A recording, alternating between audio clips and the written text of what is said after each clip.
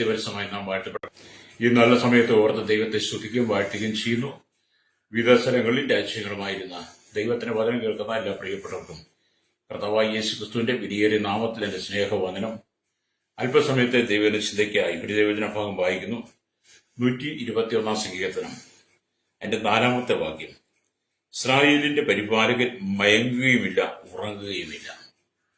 വളരെ അനുഗ്രഹിക്കപ്പെട്ട നല്ല തിരുവെഴുത്താണ് വായിച്ചത്. ഇസ്രായേലിന്റെ പരിപാലകൻ മയങ്ങുകയുമില്ല, ഉറങ്ങുകയുമില്ല എന്നുള്ളത്. Price the Lord. ഈ വചനം വായിക്കുമ്പോൾ 3-4 വാക്യങ്ങളിൽ ഇസ്രായേലിന്റെ പരിപാലകൻ മയങ്ങുകയില്ല, ഉറങ്ങുകയുമില്ല. നമ്മെ വഴി നടത്തുന്നതിന് വേണ്ടി കർത്താവ് 24 മണിക്കൂർ 30 ദിവസം 365 ദിവസം നമ്മുടെ ജീവിതത്തിന്റെ ആയുസ് മുഴുവൻ കർത്താവ് ഉറങ്ങാതെ മയങ്ങാതെ എന്നെ നിങ്ങളെ കാത്തു പരിപാലിക്കുന്നു. Price the Lord. നമുക്കറിയാം, തളർന്നു പോകുന്ന വീട് പോകുന്ന അനവധി സാഹചര്യങ്ങളുടെ മരണം നമ്മുടെ മുമ്പിൽ വന്നിട്ടുള്ള സമയങ്ങളുണ്ട്. വിവിധ വ്യാധികളാൽ മനസ്സും അടുത്ത് മരണം നമ്മളെ വേട്ടയാടിയിട്ടുണ്ട്. ചില ആക്സിഡന്റുകളൊക്കെ നമ്മളെ വളരെ വേദനിപ്പിച്ചിട്ടുണ്ട്. ജീവിതത്തിൽ കടന്നുപോയ പ്രതിസന്ധി ഘട്ടങ്ങളെല്ലാം നിങ്ങൾ ചിന്തിച്ചാൽ ഹല്ലേലൂയ, ദൈവം നമ്മെ അവിടെ വിടുവിച്ചു കൊണ്ടുവന്നത് ഓർത്ത് നമ്മൾ ദൈവത്തെ സ്തുതിക്കണം. Price the Lord. ഞാൻ പലരും പറഞ്ഞു കേട്ട് ഞാനും അങ്ങനെയുള്ള സാഹചര്യത്തിൽ കടന്നുപോയിട്ടുണ്ട്. തലമുടി 4 ഇഴയ്ക്ക് ദൈവം നമ്മെ വിടുവിച്ചത്, ചില അനർത്ഥങ്ങൾ, ചില ആക്സിഡന്റുകൾ വിടുവിച്ചതൊക്കെ ഞാനിത് ഓർക്കാറുണ്ട്. Price the Lord. ഈ വാഹനം ഓടിക്കുന്നവരൊക്കെ പലപ്പോഴും ടൈമിങ് അഥവാ തലമുടി 4 ഇഴയ്ക്ക് മറ്റു വാഹനങ്ങൾ ജീവിതത്തിലേക്ക് പ്രവേശിച്ചിട്ടുണ്ട്. അങ്ങനെയൊക്കെ നിങ്ങൾ കടന്നുപോയിട്ടുണ്ടെന്ന് ഞാൻ ചിന്തിക്കുന്നത്. അപ്പൊ നമ്മൾ അങ്ങനെ കടന്നുപോയ പരീക്ഷാഘട്ടങ്ങൾ, പരിശോധന വേളകളെ കുറിച്ച് നാം ചിന്തിക്കുമ്പോൾ ഇവിടെയൊക്കെ നമുക്ക് താങ്ങും തണലുമായി നിന്നത് നമ്മുടെ കർത്താവാണ്. അതുകൊണ്ട് ഈ വചനത്തിന് വളരെ പ്രാധാന്യമുള്ളത്. ഇസ്രായേലിന്റെ പരിപാലകൻ മയങ്ങുകയില്ല, ഉറങ്ങുകയില്ല. വലിയ കൊറോണ വന്നപ്പോൾ, വലിയ വ്യാധികൾ വന്നപ്പോൾ, കാളിപ്പനിയും മരമ്പനിയും ചിക്കൻ പോക്സും വസൂരിയൊക്കെ വന്ന കാലഘട്ടങ്ങളുണ്ട്. ഹല്ലേലൂയ. മനുഷ്യനല്ലേ പ്രളയത്തിലൂടെ കടന്നുപോയി. മിന്നലും കൊടുങ്കാറ്റും പേമാരിയും ഭൂകമ്പങ്ങളും ഉരുൾപൊട്ടലും ഒക്കെ കടന്നു വന്നു. അങ്ങനെ എത്ര അനർത്ഥങ്ങൾ. അവിടെയൊക്കെ ദൈവം നമ്മെ നിലനിർത്തിയത് ഓർക്കുമ്പോൾ നമ്മൾ ദൈവത്തിന് നന്ദി പറയണം. കഠിനമായ ചൂടുകൾ, ഹല്ലേലൂയ, തൊണ്ട വറ്റി വരളുന്ന വിധത്തിലൂടെയുള്ള സാഹചര്യങ്ങൾ, മനസ്സ് മടുക്കുന്ന അനുഭവങ്ങൾ, കടക്കണി കൊണ്ട് കടന്നുപോയ സാഹചര്യങ്ങൾ, എല്ലാവരും കൈവിടപ്പെട്ട് ആരും സഹായമില്ലാതെ എല്ലാവരുടെയും നിന്ന അപമാനത്തെയും പരിഹാസത്തിന്റെയും വാക്കുകൾ കിട്ടും മനസ്സ് നീറിയ സമയങ്ങൾ. ഹല്ലേലൂയ. അങ്ങനെയൊക്കെയുള്ള സാഹചര്യങ്ങളിൽ നമ്മളെ പരിപാലിച്ചതാരാ? ഇസ്രായേലിന്റെ ദൈവമാണ്. അവൻ മയങ്ങുകയില്ല, ഉറങ്ങുകയുമില്ല. സമയം നമുക്ക് വേണ്ടി ഉണർന്നിരിക്കുന്ന ദൈവമാണ്. അതുകൊണ്ട് എന്നെ കേൾക്കുന്ന സ്നേഹിത, നിനക്കൊരു ദിവസം ദൈവം തരുമ്പോൾ ആ ഒരു ദിവസത്തിൽ നീ ദൈവത്തിന് കൊടുക്കേണ്ട സമയം പ്രാർത്ഥനയ്ക്ക് വേണ്ടി നീ സമയം വേർതിരിക്കണം. നിങ്ങൾ ഉറങ്ങാൻ പോയാലും അല്ലെങ്കിൽ ജോലിക്ക് പോയാലും നിങ്ങൾ ഭക്ഷണത്തിനിരിക്കുന്ന സമയത്ത് പോലും ഹല്ലേലൂയ നമുക്ക് വേണ്ടി ഉറങ്ങാതെ മയങ്ങാതെ നമ്മൾ കാവൽ ചെയ്യുന്ന ദൈവത്തിന് നന്ദി പറയണം. Price the Lord. നിങ്ങൾ പ്രഭാതത്തിൽ വീട് വിട്ടിറങ്ങുമ്പോൾ, നിങ്ങൾ ജോലി സ്ഥലത്തേക്ക് യാത്ര ചെയ്യുമ്പോൾ, തിരക്കേറിയ റോഡിലൂടെ വാഹനം ഓടിക്കുമ്പോൾ നിങ്ങൾ ദൈവത്തിന് നന്ദി പറയണം. ഹല്ലേലൂയ. 2 വീലും 3 വീലും 4 വീലും യാത്ര ചെയ്യുന്നുണ്ട്. അതുപോലെ ഹെവി വാഹനങ്ങൾ ഓടിക്കുന്നവരുണ്ട്. കരയിലും കടലിലും ആകാശമാർഗം വാഹനം ഓടിക്കുന്നവർ യാത്ര ചെയ്യുന്നവരുണ്ട്. വിദേശ രാജ്യത്ത് കടന്നുപോയി വാഹനം ഓടിക്കുന്നവരുണ്ട്. ഹല്ലേലൂയ. അങ്ങനെ ഏത് മേഖലയുടെ നോക്കിയാലും നമ്മൾ ദൈവത്തെ സ്തുതിക്കണം. എത്ര അപകടങ്ങളാണ് നമ്മുടെ കൺമുമ്പിൽ. ഹല്ലേലൂയ. നിങ്ങൾ ജീവിതത്തിലൊരിക്കലും തളർന്നു പോകരുത്, ക്ഷീണിച്ചു പോകരുത്. നിന്റെ ജീവിതത്തിന്റെ പരാജയ അവസ്ഥകൾ നിന്റെ മുമ്പിൽ കടന്നു വരുമ്പോൾ പലരും തകർന്ന് ആത്മഹത്യയിലേക്ക് പോകാറുണ്ട്, പലരും മരണത്തിന് ഏൽപ്പിച്ചു കൊടുക്കുന്നു. പക്ഷെ അവർ ദൈവത്തിൽ ആശ്രയിച്ചിരുന്നെങ്കിൽ അവർക്ക് ആ മരണത്തെ അതിജീവിക്കാൻ കഴിയുമായിരുന്നു. കാരണം ഇസ്രായേലിന്റെ പരിപാലകൻ മയങ്ങാതെ ഉറങ്ങാതെ നമുക്ക് വേണ്ടി പരിപാലനം ചെയ്യുന്നത് കൊണ്ട് നമ്മുടെ ഏത് പ്രതിസന്ധികളെയും വിടിവിക്കാൻ ശക്തനായൊരു ദൈവമുണ്ടെന്ന് നിങ്ങൾ തിരിച്ചറിഞ്ഞതെങ്കിൽ നിങ്ങൾ ഒരിക്കലും നിങ്ങളുടെ ജീവിതത്തെ തകർത്ത് കളയില്ല. Price the Lord. പലരും നിരാശകൾ കടന്നു വരുമ്പോൾ, പ്രതികൂലങ്ങൾ കടന്നു വരുമ്പോൾ അതിനെ ജയിക്കാൻ വേണ്ടി മദ്യത്തിനടിമകളായി മാറുന്നു, ലഹരികൾക്കടിമകളായി മാറുന്നു. അതെല്ലാം താൽക്കാലികമാകട്ടോ. ഹല്ലേലൂയ. എന്നാൽ ലഹരിക്കും മദ്യത്തിനും അടിമേന്റെ പ്രശ്നങ്ങൾക്ക് നീ പരിഹാരം കണ്ടെത്താതെ സകല മനുഷ്യർക്ക് സമാധാനം തരുന്ന സന്തോഷം തരുന്ന, പ്രശ്നങ്ങൾ കൈപിടിച്ചുയർത്തുന്ന, നമ്മെ നീതിയിലേക്ക് നടത്തുന്ന, നമ്മെ സ്നേഹത്തിൽ കൈപിടിച്ച് നടത്തുന്ന, വലം കൈപിടിച്ച് നടത്തുന്ന നമ്മുടെ സർവശക്തനായ ദൈവത്തെ നീ തിരിച്ചറിയുന്നെങ്കിൽ ഹല്ലേലൂയ, എന്നെ കേൾക്കുന്ന മാതാവേ പിതാവേ, ഈ ലോകത്തിന് നിന്നെ തകർക്കാൻ കഴിയത്തില്ല. പ്രൈസറോ, നിങ്ങൾ സ്വയം തകർന്നു പോകരുത്, നിങ്ങൾ സ്വയം മടുത്തു പോകരുത്, നിങ്ങൾ സ്വയം ക്ഷീണിച്ചു പോകരുത്. എനിക്ക് ആരുമില്ല, ഞാൻ അനാഥനാണ്, ഞാൻ ദുഃഖിതനാണ്, എന്നെ എല്ലാവരും കൈവിട്ട് ഉപേക്ഷിച്ചു എന്നൊക്കെ നീ പറഞ്ഞ് നിരാശപ്പെട്ട് നിന്റെ മനസ്സ് തകർന്ന് നീ പോകാതെ ഹല്ലേലൂയ, എല്ലാവരും കൈവിടപ്പെട്ടാലും നിന്നെ കൈവിടത്ത് കളയാത്ത ഒരു ദൈവമുണ്ടെന്ന് നീ ഉറച്ചു ചിന്തിക്കണം. ഇബ്രായലേഖനം 13:5 വായിച്ച് കാണാൻ കഴിയുന്നുണ്ട്. ഞാൻ നിന്നെ കൈവിടുകയുമില്ല ഉപേക്ഷിക്കുകയുമില്ലെന്ന് പറഞ്ഞിരുന്ന ആദ്യം നമുക്കുണ്ട്. ഹല്ലേലൂയ. അതേ കാൽവരി ക്രൂശിൽ പോലും നമുക്ക് വേണ്ടി ഇടിവി നിന്നവനാ. മരണത്തെ സ്വീകരിച്ചുകൊണ്ടിരിക്കുമ്പോൾ യേശു ജിജായി മരിക്കുന്ന സമയത്തും ഹല്ലേലൂയ, തന്റെ മുമ്പിൽ നിൽക്കുന്ന ജനത്തിന് വേണ്ടി കണ്ണുനീരോടെ പിതാവിന് വേണ്ടി പ്രാർത്ഥിച്ച ഒരു ദൈവമാണ് പ്രിയരെ നാം സേവിക്കുന്ന കർത്താവ്. ഹല്ലേലൂയ. അതുകൊണ്ട് വിശുദ്ധ വേദപുസ്തകം പറയുന്ന ഇസ്രായേലിന്റെ പരിപാലകൻ മയങ്ങുകയുമില്ല, ഉറങ്ങുകയുമില്ല. Praise the Lord. ഇവിടെ നാം ദൈവത്തിന്റെ വചനം വായിക്കുമ്പോൾ, നിങ്ങൾ നല്ല ഉണർവുള്ള പ്രാർത്ഥനാ സമയത്ത് എനിക്ക് തരണമേ എന്ന് നിങ്ങൾ അപേക്ഷിക്കണം. നല്ല ഉണർവുള്ള പ്രാർത്ഥന സമയത്ത് എനിക്ക് നൽകണമെന്ന് നിങ്ങൾ പറഞ്ഞ് പ്രാർത്ഥിക്കണം. പ്രാർത്ഥനയ്ക്ക് മാത്രം നിങ്ങൾ ഒരിക്കലും സമയം കുറയ്ക്കരുത്. നിങ്ങളുടെ ജീവിതത്തിൽ നിങ്ങൾ എല്ലാത്തിനും പ്രാധാന്യം കൊടുക്കുമ്പോൾ പ്രാർത്ഥനയുടെ സമയത്തെ നിങ്ങൾ തിരിച്ചറിഞ്ഞുകൊണ്ട് പ്രാർത്ഥനയുടെ സമയത്തെ നിങ്ങൾ ചൂഷണം ചെയ്യരുത്. ഹല്ലേലൂയ. നമ്മുടെ ജീവിതത്തിൽ ഏറ്റവും പ്രാധാന്യം എന്ന് പറയുന്നത് പ്രാർത്ഥനയാണ്. പ്രാർത്ഥനയില്ലാത്ത നമ്മുടെ ജീവിതം തകർന്നു പോയ അനുഭവമാണ്. ഉടഞ്ഞ ചില്ല് പോലെ, ഉടഞ്ഞ പാത്രം പോലെ, മൺപാത്രം പോലെ ഹല്ലേലൂയ, നമ്മുടെ പ്രാർത്ഥനയില്ലാത്ത ജീവിതം നമ്മെ തകർച്ചയിലേക്ക് കൊണ്ടുപോകും. ഹല്ലേലൂയ. നമുക്കൊരു മൺകല ഉടഞ്ഞു കിടന്നാൽ ഹല്ലേലൂയ, ഉടഞ്ഞു കിടക്കുന്ന മൺകലത്തെ ഒരിക്കലും യോജിപ്പിക്കാൻ കഴിയില്ല. ഉടഞ്ഞ കുപ്പിയെ വീണ്ടും വേണമെങ്കിൽ വാർത്തെടുത്ത കുപ്പിയെ യോജിപ്പിച്ച് മറ്റൊരു കുപ്പിയായിട്ട് എടുക്കാം. എന്നാൽ ഉടഞ്ഞു പോയ മൺപാത്രത്തെ ഒരിക്കലും അതിനെ യോജിപ്പിക്കാൻ കഴിയത്തില്ല. എന്ന് പറഞ്ഞ പോലെ നിങ്ങളുടെ ജീവിതത്തിൽ പ്രാർത്ഥന നഷ്ടപ്പെട്ട് കഴിയുമ്പോൾ, ആരാധന നഷ്ടപ്പെട്ട് കഴിയുമ്പോൾ, ദൈവമായുള്ള ബന്ധം നഷ്ടപ്പെട്ട് കഴിയുമ്പോൾ നിങ്ങൾ ഉടഞ്ഞ പാത്രം പോലെ, ഉടഞ്ഞ മൺകലം പോലെ നിങ്ങളുടെ ജീവിതം തകർന്നുകൊണ്ടിരിക്കും. ഹല്ലേലൂയ. അവസ്ഥയിലേക്ക് നീ പോകാതെ ഹല്ലേലൂയ, നീ ദൈവത്തോട് ചേർന്നിരിക്കണം, പറ്റിയിരിക്കണം. സദാസമയം നിന്റെ ഹൃദയത്തിനകത്ത് നീ ദൈവത്തിന് നന്ദി പറഞ്ഞുകൊണ്ടിരിക്കണം. അതെത്ര ജോലി തിരക്കുള്ള സമയമായിരുന്നാൽ പോലും, നീ ഏത് കഠിനാധ്വാനത്തിൽ കടന്നുപോയാലും നിന്റെ ആന്തരങ്ങളിൽ എപ്പോഴും ദൈവത്തെ സ്തുതിച്ചുകൊണ്ടിരിക്കണം.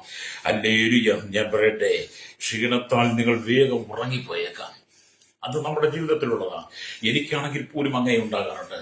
പലപ്പോഴും വലിയ ക്ഷീണം ശരീരത്തിൽ വന്നു കഴിയുമ്പോൾ അറിയാതെ ഇരിക്കുന്നിടത്ത് നിന്ന് ചിലപ്പോൾ നിൽപ്പിപ്പോലും നമ്മുടെ കണ്ണടഞ്ഞു പോകാറുണ്ട്. ഹല്ലേലൂയ.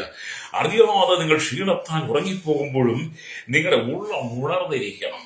ഹല്ലേലൂയ. അറിയാതെ നമ്മുടെ ശരീരം ക്ഷീണിച്ച് ഉറങ്ങിപ്പോയാലും നമ്മൾ ഉള്ളം എന്ത് ചെയ്യണം? ഉണർന്നിരിക്കണം. അതുകൊണ്ട് ശലോമോൻ ഹല്ലേലൂയ ഇങ്ങനെ പറയുവായിടയായി തീർന്നു. ഹല്ലേലൂയ. സ്തോത്രം.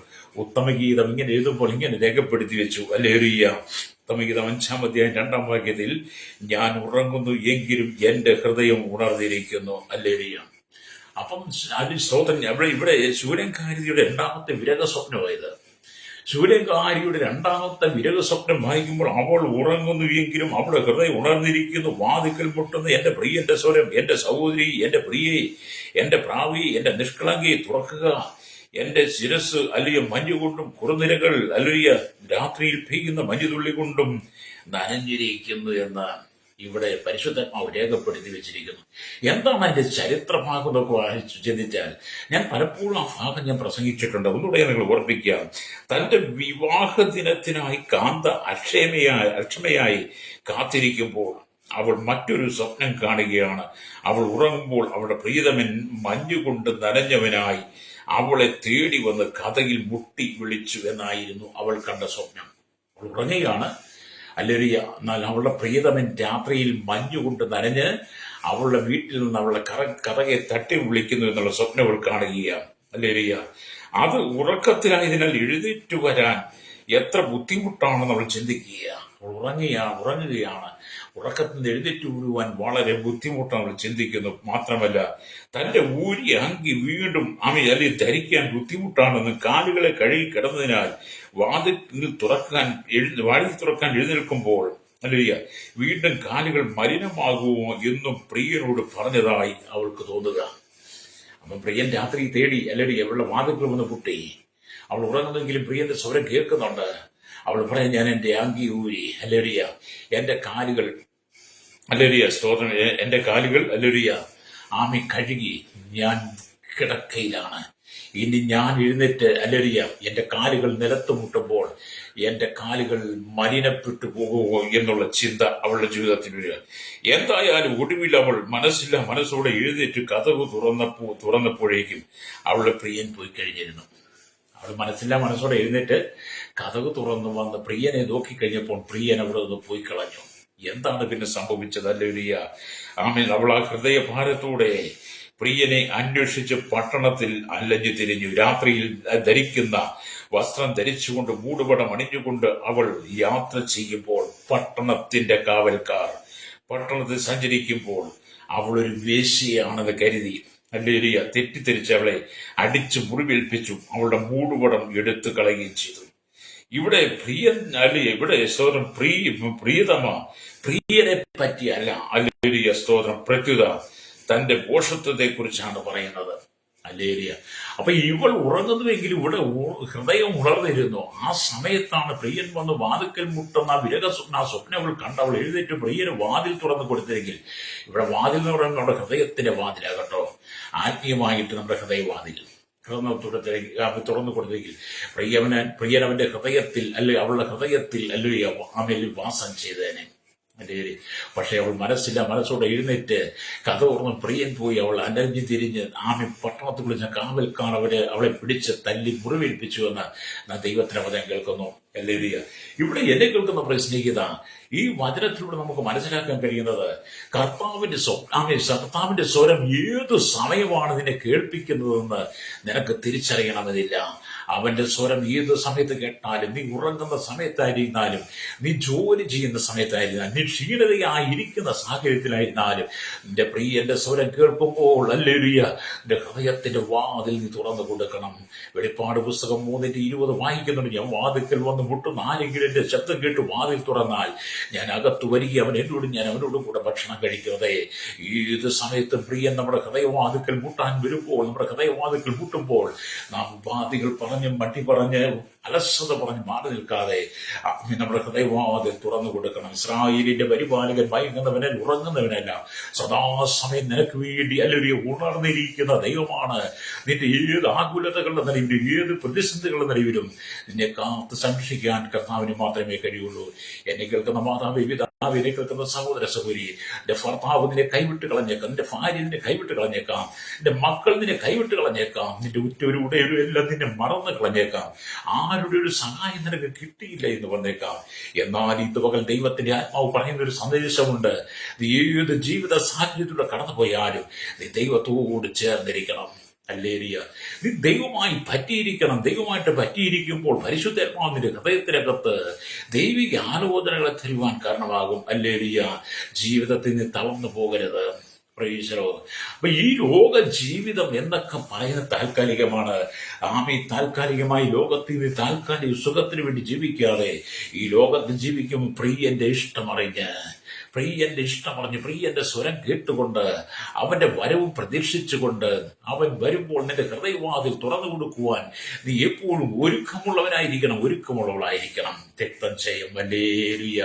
ഇന്നത്തെ കാലഘട്ടത്തിൽ നിങ്ങൾക്കറിയാമോ, പ്രിയൻ ഏത് സമയത്തും നമ്മുടെ ഹൃദയവാതിൽ മുട്ടി വിളിക്കുമ്പോൾ നമ്മുടെ ഹൃദയവാതിൽ തുറക്കുവാൻ കഴിയാതെ പലരും ജീവിതത്തിൽ അശുദ്ധി പ്രാപിച്ച കിടക്കുന്നത്. ജീവിതത്തിൽ അശുദ്ധിയോടുകൂടി കിടക്കരുത്. അതുകൊണ്ട് ജീവിതത്തെ നീ ക്രമപ്പെടുത്തണം. ഹല്ലേലൂയ.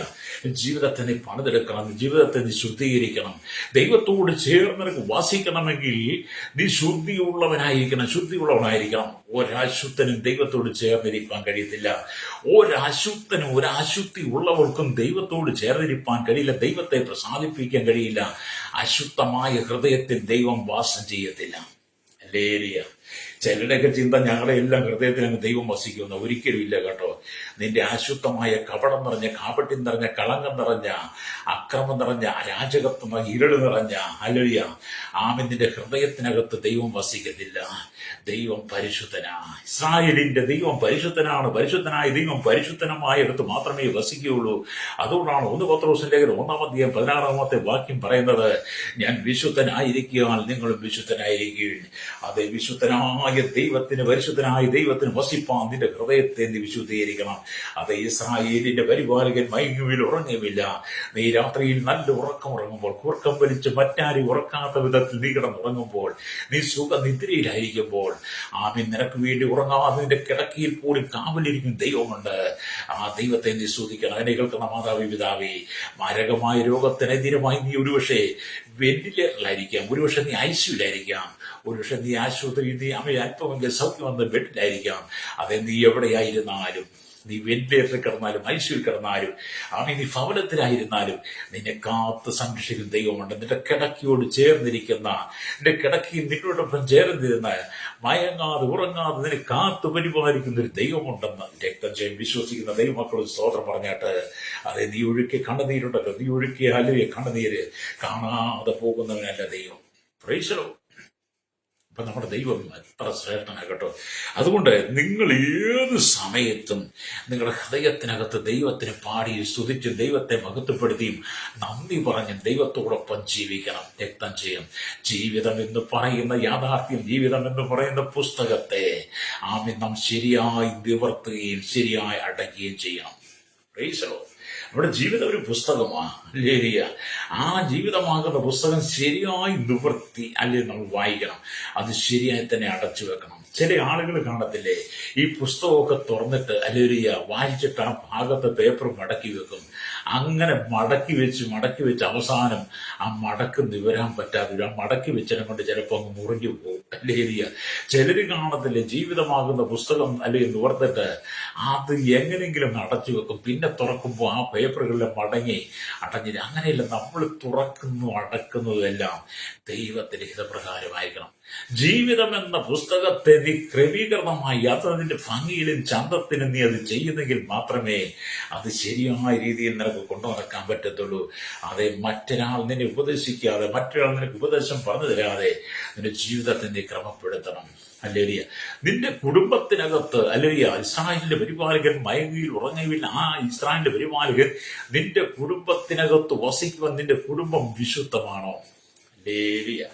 ഇന്ന് 99% ഭവനങ്ങളിലും ഈ ദൈവം വസിക്കുന്നില്ലെന്ന് ഞാൻ പറഞ്ഞാൽ നിങ്ങൾക്ക് നിഷേധിക്കാൻ കഴിയുമോ? കാരണം നമ്മുടെ ദൈവം ഇസ്രായേലിന്റെ പരിപാലനം മയങ്ങുകയില്ല, ഉറങ്ങുകയില്ല. അവൻ വസിക്കുന്നത് വിശുദ്ധമായ, പരിപാവനമായ, പവിത്രമായ കുടുംബത്തിലാണ്. അത് നമ്മൾ ആത്മീയമായി ചിന്തിക്കുമ്പോൾ വിശുദ്ധവും പവിത്രവും പരിപാവനമായി നമ്മുടെ ഹൃദയത്തിൽ അധികം വസിക്കുന്നത്. അതുകൊണ്ട് നമ്മുടെ ഹൃദയം അശുദ്ധമാക്കി, നമ്മുടെ ശരീരം അശുദ്ധമാക്കി നീ കിടന്നാൽ, നീ ജീവിച്ചാൽ നിന്റെ ഭവനത്തിൽ യേശു കാണത്തില്ല, നിന്റെ ഹൃദയത്തിൽ യേശു കാണത്തില്ല. രക്തം ചെയ്യും. പുറമെ വലിയ മൂടുപടം വിട്ട് നടക്കുന്ന, പുറമെ അഭിനയിക്കുന്ന അഭിനയ നേതാവാകരുത് വിശ്വാസ ജീവിതം. പലരുടെയും വിശ്വാസം എന്താ? അഭിനയമാണ്.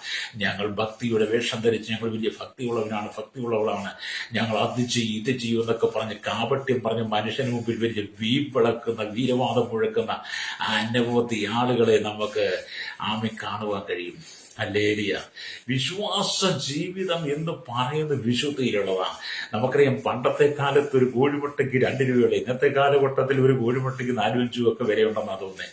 ഞാൻ പണ്ടത്തെ കാലത്തെ കുറിച്ച് ഇന്നത്തെ കാലത്തെ കുറിച്ച് 2 രൂപയ്ക്ക് 5 രൂപയുടെ മുട്ടയിടുന്നൊരു വിടക്കോഴി, ആ മുട്ടയിട്ട് കഴിഞ്ഞ് വെച്ചാൽ 2 ചിറകും കൊട്ടി അങ്ങോട്ട് കാണാൻ തുടങ്ങും, ഒച്ച വെക്കാൻ തുടങ്ങും.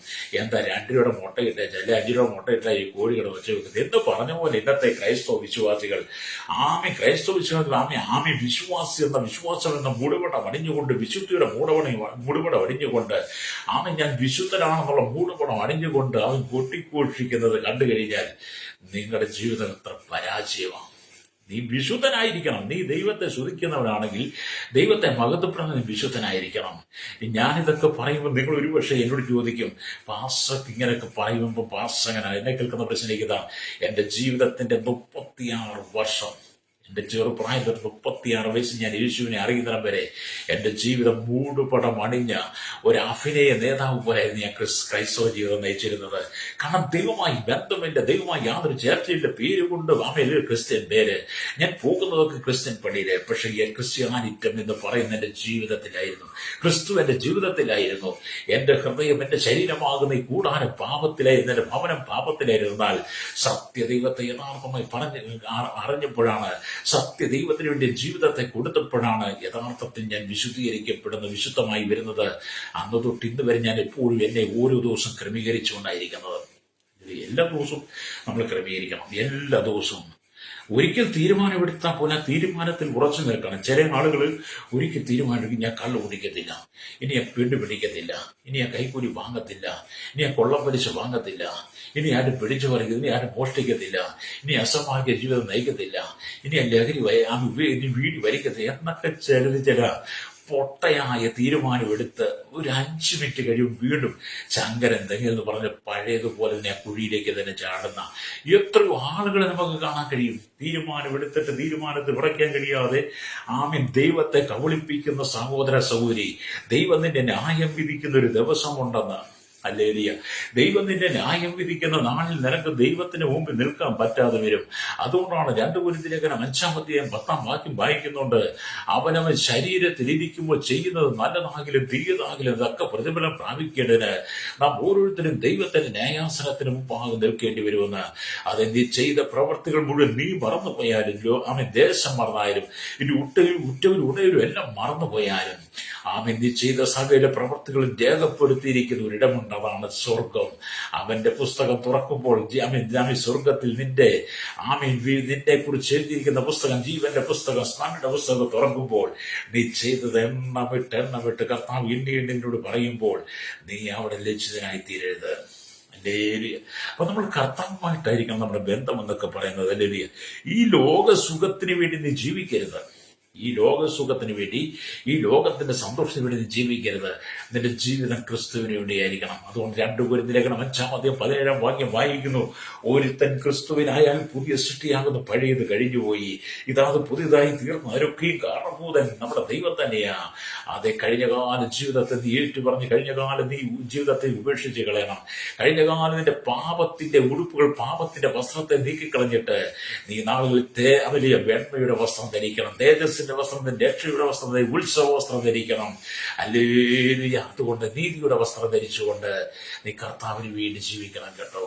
രക്തം ചെയ്യും. ഹല്ലേലൂയ. ഒരു പാപിക്കും സ്വർഗരാജ്യത്തിൽ ചെല്ലാൻ കഴിയത്തില്ല, ഒരശുദ്ധനും സ്വർഗരാജ്യത്തിൽ ചെല്ലാൻ കഴിയത്തില്ല, ഒരു മദ്യപാനിക്കും ദൈവരാജ്യത്തിൽ ചെല്ലാൻ കഴിയത്തില്ല, ഈ ലോകത്തിന്റെ അസംമാർഗ്യമായ ജീവിതം നയിക്കുന്ന ഒരുവനും സ്വർഗരാജ്യത്തിൽ ചെല്ലാൻ കഴിയത്തില്ല. സ്വർഗരാജ്യത്തിൽ ചെല്ലുവാൻ കഴിയുന്നവൻ ഇസ്രായേലിന്റെ പരിപാൽ ഉറങ്ങാതെ മയങ്ങാതെ 365 ദിവസവും നമ്മുടെ ഹൃദയത്തിൽ വസിക്കുന്നെങ്കിൽ, അതിന് നമ്മൾ ഇടം കൊടുക്കുന്നെങ്കിൽ മാത്രമേ നമുക്ക് ദൈവരാജ്യത്തിൽ ചെല്ലാൻ കഴിയുള്ളൂ.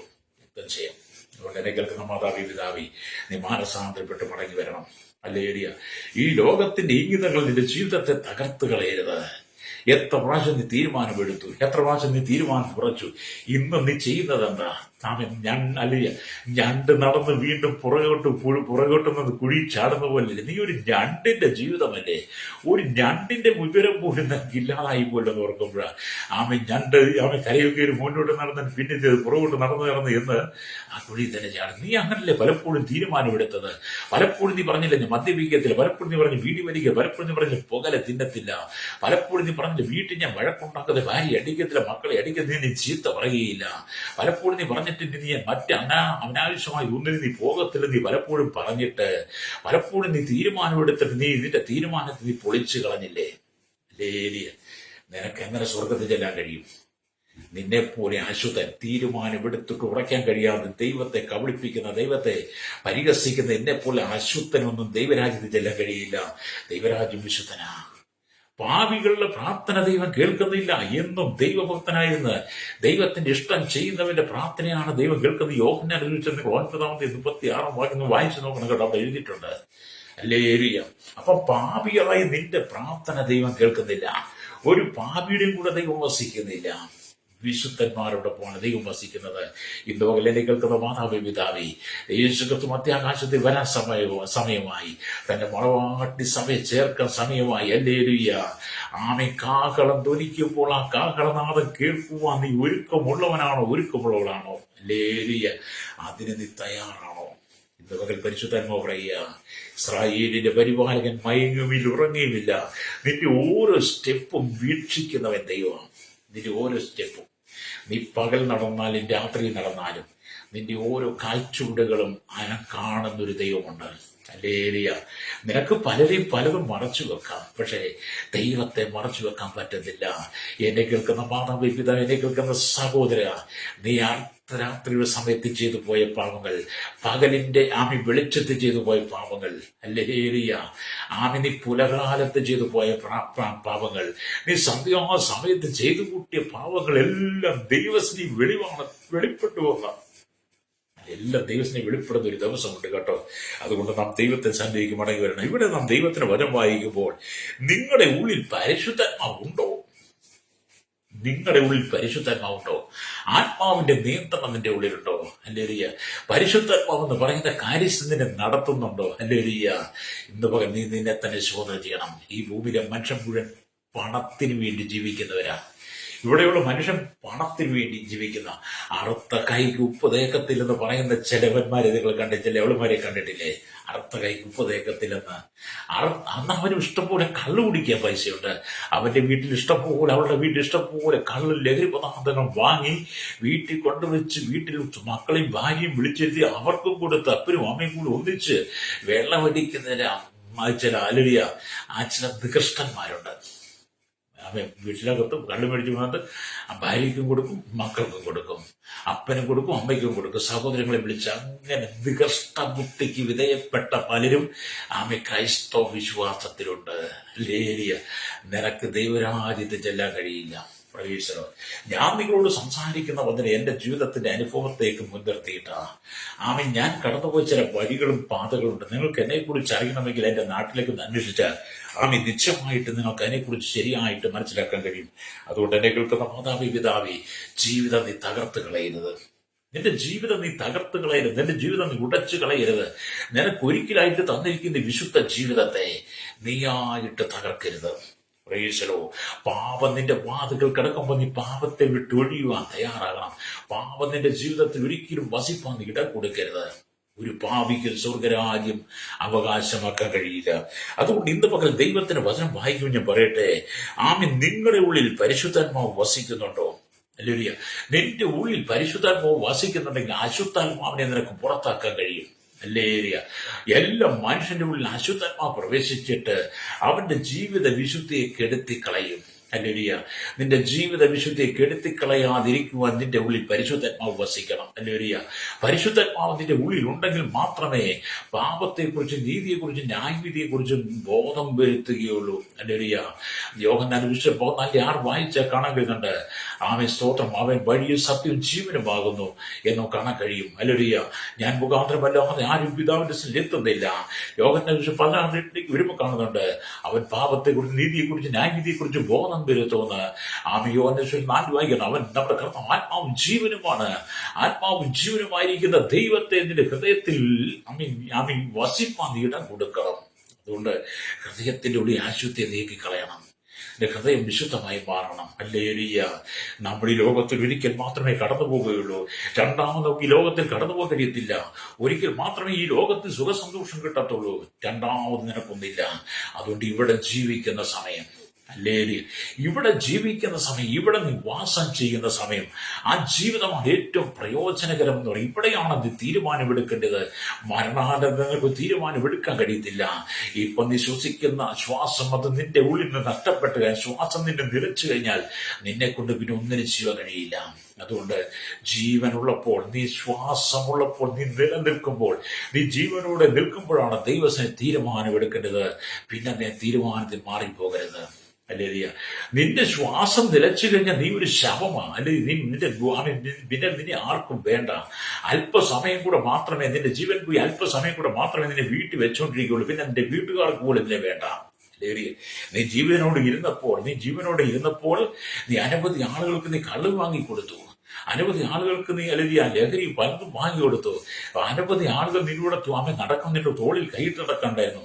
അനവധി ആളുകൾ നിന്റെ വീട്ടിലേക്ക് വരുമായിരുന്നു. മല്ലേരിയ അന്ന് നീ നല്ലതായിരുന്നു. പക്ഷേ നിന്റെ ഉള്ളിൽ ശ്വാസം നിലച്ചു കഴിഞ്ഞാൽ ചില മണിക്കൂറുകൾ കഴിയുമ്പോൾ നിന്റെ തോളിൽ കൈയിട്ടവർ, നിന്നോട് കൂടെ നടന്നവർ, നിന്റെ മേശയിൽ നിന്ന് ഭക്ഷണം കഴിച്ച് നിന്നോട് കൂടി കള്ളു കുടിച്ചവർ പോലും നിന്നെ വേണ്ടതാണ്. നീ പിന്നെ ദുർഗന്ധം ഭവിക്കുന്നതിനാ, ശവമാ. അതുകൊണ്ട് നിന്റെ ഉള്ളിൽ ആത്മാവുള്ളപ്പോൾ മാത്രമേ നിന്നെ പ്രയോജനപ്പെടുത്താൻ കഴിയുള്ളൂ. അതുകൊണ്ട് നിന്റെ ഉള്ളിൽ ആത്മാവുള്ളപ്പോൾ നീ ജീവനോടെ ഇരിക്കുമ്പോൾ നിന്റെ പാപത്തിന് പരിഹാരം വരുത്തി നീ വിശുദ്ധ ജീവിതം നയിക്കണം. ഇസ്രായേലിന്റെ പരിപാലകൻ മയങ്ങാതെ ഉറങ്ങാതെ നിന്റെ ഉള്ളിൽ വസിക്കണമെങ്കിൽ നീ വിശുദ്ധനായിരിക്കണം. അല്ലേരിയ പാപത്തിന് നാം പരിഹാരം വരുത്തണം, പാപത്തിന് ശുദ്ധീകരണം വരുത്തണം. അല്ലേരിയ മരണാനന്തരം നീ മരിച്ചതിന് ശേഷമായി നിന്നെ കുറച്ച് സമയം കഴിയുമ്പോൾ നിന്നെ കൊണ്ടുവന്ന് ഒരു കുഴിയിൽ അല്ലെങ്കിൽ കല്ലറയിൽ കൊണ്ടേ അടക്കും.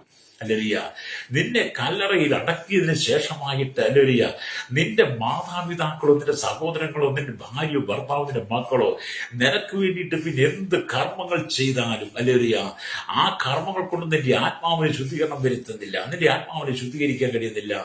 എന്തുകൊണ്ടെന്നാൽ നീ ജീവനോടെ ഇരിക്കുമ്പോഴാണ് നിന്റെ പാപത്തിന് പരിഹാരം നീ തന്നെ വരുത്തണം. മരിച്ചു കഴിഞ്ഞാൽ പിന്നെ നമ്മളെ കൊണ്ടൊന്നും ചെയ്യാൻ പറ്റത്തില്ല. മരിച്ചതിന് ശേഷം ചെയ്യുന്ന ക്രിയകളെല്ലാം വാണ് വെട്ടിട്ട് പിണ്ടിക്കൊണ്ട് വളവിടുന്നത് പോലെ. മല്ലേരിയ അത് സത്യവേദ പുസ്തകം പഠിക്കുമ്പോഴാണ് നമുക്ക് മനസ്സിലാക്കാൻ കഴിയുന്നത്. ഞാൻ എൻ്റെ ജീവിതത്തെ കർത്താവിന് കൊടുക്കുന്ന മുമ്പ് വരെ വളരെ മദ്യപാനിയായിരുന്നു, വളരെ ലഹരി ഉപയോഗിക്കുന്നവരായിരുന്നു, വളരെ അടിപിടി കേസുകൾ ഉണ്ടാക്കുന്നവരായിരുന്നു, നാടിനും സമൂഹത്തിനും വേണ്ടാതെ ജീവിച്ച വ്യക്തിയ. എന്നാൽ കർത്താവാൻ യേശു ക്രിസ്തുവിനെ ഞാൻ അറിഞ്ഞ നാളെ തൊട്ട്, യേശുവിന്റെ ഹൃദയത്തിൽ വന്ന നാളെ തൊട്ട് ഇസ്രായേലിന്റെ പരിപാലകൻ മയങ്ങുകയും ഉറങ്ങുകയില്ല എന്ന് പറഞ്ഞ് അവൻ എന്നെ 24 മണിക്കൂർ എന്റെ വലം കൈപിടിച്ച് നടത്തുകയാണ്. ഞാൻ ആ സ്നേഹമാണ് സംസാരിക്കുന്നത് കേട്ടോ. പ്രൈസലോ. അതുകൊണ്ട് എന്നെ കേൾക്കുന്ന മാതാവേ, പിതാവേ, നീ തകർന്നു പോകരുത്. നിന്റെ ജീവിതം നീ തകർത്ത് കളയരുത്. ഒരിക്കൽ മാത്രമാണ് ജീവിതം. അല്ലേരിയ നിനക്ക് ഒരുപാട് പണം ഉണ്ടായിരിക്കും, ഒരുപാട് സമ്പത്തുണ്ട്, അതൊന്നും കർത്താവ് പരാതി പറയുന്നില്ല. നിനക്ക് നല്ല ജോലി ഉണ്ടായിരിക്കുക, നല്ല സാലറി ഉണ്ടായിരിക്കുക, നിന്റെ ഭാര്യയ്ക്കും മക്കൾക്കും ഒക്കെ നല്ല വീടുണ്ടായിരിക്കും. പക്ഷേ നീ ഒരുപാട് സൗദം വലിയ വലിയ കെട്ടിടങ്ങളൊക്കെ ആയിരിക്കും താമസിക്കുന്നത്. ഒന്നും കർത്താവിന് പരാതിയില്ല. അതൊക്കെ നിന്റെ ഇഷ്ടം പോലെ നീ ചെയ്തു. പക്ഷേ നിന്റെ ഹൃദയം വിശുദ്ധമായിരിക്കണം. അല്ലേരിയ നിന്റെ ഹൃദയം വിശുദ്ധമായിരിക്കണം, നിന്റെ ജീവിതം വിശുദ്ധമായിരിക്കണം, നിന്റെ വാക്കുകൾ വിശുദ്ധമായിരിക്കണം, നിന്റെ നോട്ടം വിശുദ്ധമായിരിക്കണം, നിന്റെ കേൾവി വിശുദ്ധമായിരിക്കണം, നീ വിശ്വസിക്കുന്നത് പോലും വിശുദ്ധമായിരിക്കണം, നിന്റെ കൈകൾ വിശുദ്ധമായിരിക്കണം, ശരീരം വിശുദ്ധമായിരിക്കണം. അല്ലേരിയ കർത്താവ് ഞാൻ നിങ്ങളെ വിലയ്ക്ക് വാങ്ങിയിരിക്കാൻ ശരീരം കൊണ്ട് ദൈവത്തെ മഹത്വപ്പെടുത്തുമെന്ന് 1 കൊരിന്ത്യർ ലേഖനം 6:19 കാണുന്നുണ്ട്. അതേ പാപത്താൻ നിറയപ്പെട്ട് ശാപത്താൻ നിറയപ്പെട്ട് ഈ ലോകത്തിന്റെ പാപ മാലിന്യങ്ങൾ മലിനതയിൽ കിടന്ന നിത്യ നരകത്തിന് വേണ്ടി വിധിക്കപ്പെട്ട് കിടന്ന നിത്യ നരകത്തിന് അധീനമായി ജീവിച്ച നിന്നെ നരകത്തിന് വിട്ടുകൊടുക്കാതെ, സാത്താന് വിട്ടുകൊടുക്കാതെ കർത്താവായ യേശു ക്രിസ്തുവിന്റെ ക്രൂശിലെ മരണത്തിലൂടെ അവൻ നിന്നെ വേർതിരിച്ച് ലോകത്തിൽ നിന്ന്, പാപത്തിൽ നിന്ന്, ശാപത്തിൽ നിന്ന്, ഈ ലോകത്തിന്റെ അശുദ്ധമായി നിന്നെ വേർതിരിച്ചു. വേർതിരിവ് ഇനി നീ തിരിച്ചറിയുന്നില്ലെങ്കിൽ അല്ലേലിയ മരണം ഏത് സമയം വരുന്നതെന്ന് അറിയില്ല ശ്രോതാവേ. അതുകൊണ്ട് നിന്നെ ലോകത്തിന് വേർതിരിച്ച് തിരിച്ചറിഞ്ഞിട്ട് നിന്റെ ജീവിത കർത്താവിന് വേണ്ടി സമർപ്പിക്കണം, രക്തം ചെയ്യും. അല്ലേലിയ പറയാം. നമ്മളെല്ലാം പാപികൾ. ആദാമ്യ വർഗത്താൻ മനുഷ്യ ജീവിതം മുഴുവൻ പാപത്തിൽ വീണുപോയി. ആദാമിൽ സംഭവിച്ച പാപ സകല മനുഷ്യരും പാപത്താൽ നിറയപ്പെട്ട ആ പാപത്തിന് അധീനമായ ശരീരത്തിൽ ഞാൻ നിങ്ങളും വസിക്കുമ്പോൾ ഈ ശരീരത്തിൽ നമ്മുടെ സ്വന്തം ബുദ്ധി കൊണ്ട്, കഴിവുകൊണ്ടും, നമ്മുടെ സ്വന്തം പരിശ്രമം കൊണ്ടും, നാം ചെയ്യുന്ന യാതൊരു യാഗങ്ങൾ കൊണ്ടും, വഴിപാടുകൾ കൊണ്ടും, നാം കൊടുക്കുന്ന ദാനങ്ങൾ കൊണ്ടും, നാം ചെയ്യുന്ന ഒരു സമ്മാനം കൊടുത്ത് നമുക്ക് ശുദ്ധീകരണം പ്രാപിക്കാൻ കഴിയത്തില്ല. ആടിനെ വെട്ടി ചോര കൊടുത്താൽ, കോഴിയെ വെട്ടി ചോര കൊടുത്താലും, പോത്തിനെ വെട്ടി ചോര കൊടുത്താലും, കാളയെ വെട്ടി ചോര കൊടുത്താലും അല്ലേരിയ നിന്റെ പാപത്തിന് ശുദ്ധീകരണം വരുത്തുന്നില്ല. നിന്റെ പാപത്തിന് ശുദ്ധീകരണം വരുത്തുന്നില്ല. അർക്കപ്പെട്ട കുഞ്ഞാടിന്റെ കാൽവരിയിൽ നിനക്ക് വേണ്ടി തകർക്കപ്പെട്ട യേശുവിന്റെ രക്തത്തിന് മാത്രമേ എന്റെ പാപത്തിന് പരിഹാരം വരുത്താൻ കഴിയുള്ളൂ. അതുകൊണ്ടാണ് 1 യോഹന്നാന്റെ ലേഖനം 1:7 വായിക്കാൻ കിടന്നുണ്ട്. തന്റെ പുത്രൻ കർത്താവ് യേശുവിന്റെ രക്തം സകല പാപവും പോക്കി നമ്മെ ശുദ്ധീകരിക്കുന്നതാണ്. പ്രൈസലോ. അപ്പൊ നമ്മള് ഈ ലോക ജീവിതം എന്നൊക്കെ പറഞ്ഞാൽ അല്ലേ അത് കർത്താവിന് വേണ്ടി കൊടുക്കണം. പ്രൈസലോ. പാപത്തിന് അധീനമായി ശരീരത്തിൽ നിവസിക്കുമ്പോൾ അല്ലേരിയ നീ മാനസാന്തരപ്പെട്ട് മടങ്ങി വരണമെന്ന് ദൈവത്തിന് വചനം പറയുക. അതുകൊണ്ട് ഞാൻ വീണ്ടും ചോദ്യം, പരിശുദ്ധാത്മാവ് നിന്റെ ഉള്ളിലുണ്ടോ? അല്ലേരിയ പരിശുദ്ധാത്മാവിന്റെ മന്ദിരമാണോ നിന്റെ ശരീരം? പ്രൈസലോ. നമ്മുടെ ഈ ശരീരം എന്ന് പറയുന്നത്, ഈ കൂടാരം എന്നൊക്കെ പറയുന്നത് പരിശുദ്ധാത്മാവിൽ വസിക്കാൻ വേണ്ടി ദൈവം നിർമ്മിച്ച മന്ദിരമാകട്ടോ. ദൈവത്തിന് വാസം ചെയ്യാൻ വേണ്ടി ദൈവം നിർമ്മിച്ച മന്ദിരമാണ് നമ്മുടെ. 4 ചുമരുകൾക്കകത്തല്ല ദൈവം വസിക്കുന്നത്. നമുക്കെല്ലാം കൂടി വരുന്ന ഒരു പള്ളിയുണ്ട്, ഒരു ഹോളുണ്ട്. അതിനകത്തല്ല ദൈവം വസിക്കുന്നത്. പള്ളി എന്ന് പറയുന്നത്, പള്ളി കെട്ടിടം എന്ന പള്ളിയുടെ അല്ലെങ്കിൽ ബിൽഡിംഗ് എന്ന് പറയുന്നത്, സഭയുടെ ബിൽഡിംഗ് എന്ന് പറയുന്നത് എല്ലാവർക്കും ഒന്നിച്ചു കൂടി വന്ന അഭിപ്രായങ്ങൾ പങ്കുവെക്കുവാൻ, അവർ ആശയങ്ങൾ പങ്കുവെക്കാൻ, അഭിപ്രായങ്ങൾ രേഖപ്പെടുത്തുവാൻ, അവർ ഒന്നിച്ച് കാണുവാനും കേൾക്കുവാനും സമ്മേളിക്കുവാനും ദൈവത്തിന് സമർപ്പിക്കുക, തെറ്റുകൾ തിരുത്തുവാനും ഒന്നിച്ചു കൂടി വരുന്ന സ്ഥലമാണ് ഈ പള്ളിമുറി, പള്ളിക്കെട്ടിടം അല്ലെങ്കിൽ സഭാകോളം എന്നൊക്കെ പറയുന്നത്. അതിനകത്തല്ല ദൈവം വസിക്കുന്നത്. ദൈവം വസിക്കുന്നതിന്റെ ഹൃദയത്തിലാണ്. നിങ്ങൾ കൂടി വരുമ്പോൾ തന്നെ ആ കൂടി വരുന്ന നിങ്ങളുടെ നടുവിൽ അല്ലെങ്കിൽ നിങ്ങളുടെ ഹൃദയത്തിന്റെ നടുവിലാണ് യേശു ഉള്ളത്. അതുകൊണ്ടാണ് 1 കൊരിന്ത്യർ ലേഖനം 3:16 പറയുന്നത്, നിങ്ങൾ ദൈവത്തിന്റെ മന്ദിരമെന്നും. നിങ്ങൾ ആരാണ്? ദൈവത്തിന്റെ മന്ദിരം. നിങ്ങൾ ദൈവത്തിന്റെ മന്ദിരമെന്നും ദൈവത്തിന്റെ ആത്മാവ് നിങ്ങൾ വസിക്കുന്നുവെന്നും നിങ്ങൾ അറിയുന്നില്ലയോ? എന്നെ കേൾക്കുന്ന കേരളത്തിലെ ജനത്തോട് പറയട്ടെ, ഭാരതത്തിലെ ജനത്തോട് പറയട്ടെ, 29 സംസ്ഥാനങ്ങൾക്കകത്ത് 7 കേന്ദ്ര പ്രദേശങ്ങളിൽ 6 ലക്ഷത്തിലധികം ഗ്രാമങ്ങളിൽ താമസിക്കുന്ന ജനത്തോട് പറയട്ടെ, 7 ഭൂഖണ്ഡങ്ങളിൽ താമസിക്കുന്ന 800 കോടിയിലധികം ജനത്തോട് പറയട്ടെ, ജാതി മത വർഗവർണ്ണ വ്യത്യാസമില്ലാതെ കുടിലോട്ട് കൊട്ടാരത്തിൽ പാർക്കുന്ന, ശൈശവത്തിനും ബാല്യത്തിനും കൗമാരത്തിനും യൗവനത്തിനും വാർദ്ധക്യത്തിനും ഞാനും വൃത്തിരും അശനരും യാചകരും ഓർഫനേജിലും ഓൾഡരും യുവൽക്കും തടവറയിൽ കിടക്കുന്ന സകല ജനത്തോടും പറയട്ടെ, ഒരുപക്ഷെ നീ ഭൂമിയിൽ വലിയ ആമേർ കീഴിലിഷ്ടപ്പെട്ടവനായിരിക്കാം, നീ വലിയ ആമേലേറിയ നാട്ടുപ്രമാണിയായിരുന്നേക്കാം. നീ ആരായിരുന്നാലും ഹല്ലേലൂയ, നിന്റെ ശരീരമാകുന്ന മന്ദിരത്തെ നീ കർത്താവിന് സമർപ്പിക്കുന്നില്ലെങ്കിൽ, കർത്താവിന് കൊടുക്കുന്നില്ലെങ്കിൽ നിന്റെ ജീവിതം കട്ടപ്പോകാം. നിന്റെ അവസാനം നരകം തന്നെ. അത് എപ്പോൾ നിന്റെ ശരീരത്തെ നീ ദൈവത്തിന് വേണ്ടി ശരീരമാകുന്ന കൂടാരത്തെ, ഈ മന്ദിരത്തെ ദൈവത്തിന് കൊടുത്ത് പരിശുദ്ധാത്മാവിന്റെ മന്ദിരമായി നിന്നെ ഏൽപ്പിച്ചു കൊടുക്കുമ്പോൾ, ഇസ്രായേലിന്റെ പരിപാലകൻ മയങ്ങിയില്ല ഉറങ്ങയില്ല പറഞ്ഞില്ല, അവൻ നിന്നെ വഴി നടത്തും. അല്ലാതെ ഈ സോദരം നമ്മൾ ഈ ചെയ്യുന്ന കാര്യങ്ങൾ കൊണ്ടും ദൈവം നമ്മൾ വസിക്കത്തില്ല. നമ്മുടെ ശരീരത്തെ ദൈവത്തെ കൊടുക്കണം. അത് ഈ ലോകത്തിന്റെ അശുദ്ധിക്ക് വേണ്ടിയിട്ടുള്ളതല്ല. നമ്മുടെ ശരീരം ഈ ലോകത്തിന്റെ അശുദ്ധിക്ക് വേണ്ടിയിട്ടോ ഈ ലോകത്തിന്റെ പാപസുഖങ്ങൾക്ക് വേണ്ടിയിട്ടല്ല. ചിലരെ കാണത്തില്ലേ, പണ്ടത്തെ കാലഘട്ടത്തിലൊക്കെ, അന്നത്തെ കാലഘട്ടത്തിൽ 2000 രക്ഷിക്കപ്പെടുന്നത്.